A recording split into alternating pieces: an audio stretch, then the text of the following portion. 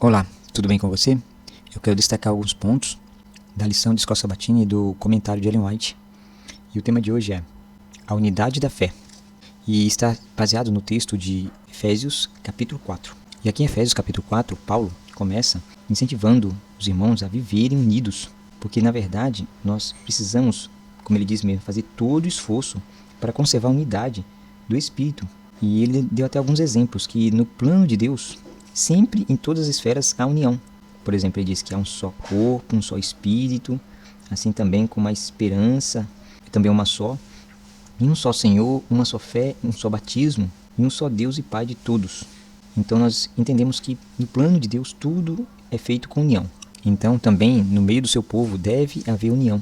E também nos relembra que nós precisamos estar firmados em Cristo Jesus. E para isso Deus nos concedeu os dons para que a igreja fosse fortalecida. E ele até cita alguns, né? Alguns foram apóstolos, outros profetas, outros evangelistas, para que possamos alcançar juntos a plenitude de Cristo.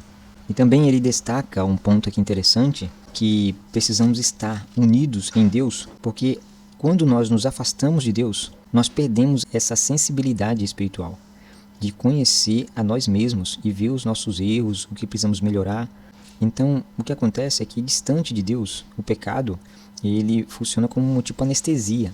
A pessoa está se machucando e não percebe, mas quando nos voltamos para Deus, nós adquirimos novamente essa sensibilidade espiritual. E nós encontramos aqui em Efésios capítulo 4, versículo 24, que nós fomos criados por Deus para sermos semelhantes a Deus. Olha só que texto maravilhoso. Nós agora entendemos que a nossa vida, ela é uma vida com um propósito. E o propósito da nossa vida é sermos semelhantes a Deus. Foi com esse objetivo que Deus planejou e com esse objetivo que Ele nos criou. Então, assim, também devemos entender, e Paulo vai falando aqui sobre algumas orientações mais, e entre elas, uma que se destaca, é que nós não devemos entristecer o Espírito Santo de Deus. Porque o Espírito Santo de Deus nos convence do pecado, da justiça e do juízo. Então, o pecado contra o Espírito Santo, ou seja, a rejeição, a influência do Espírito Santo na nossa vida, faz com que ele se entristeça. Porque aos poucos ele começa a contemplar que estamos nos afastando, estamos nos perdendo. E a nossa perdição é algo que entristece muito a Deus.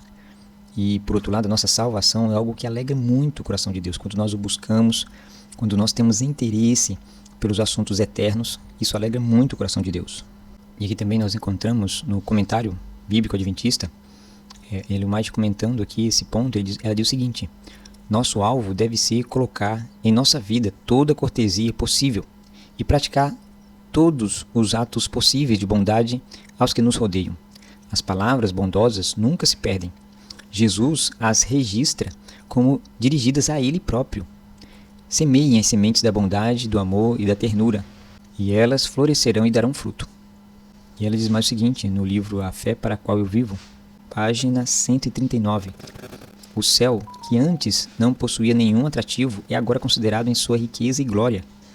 E ele o contempla como o seu lar futuro, onde verá, amará e louvará aquele que o redimiu por seu precioso sangue.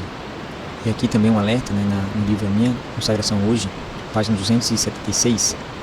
Nada enfraquece tão efetivamente uma igreja como a desunião e a contenda.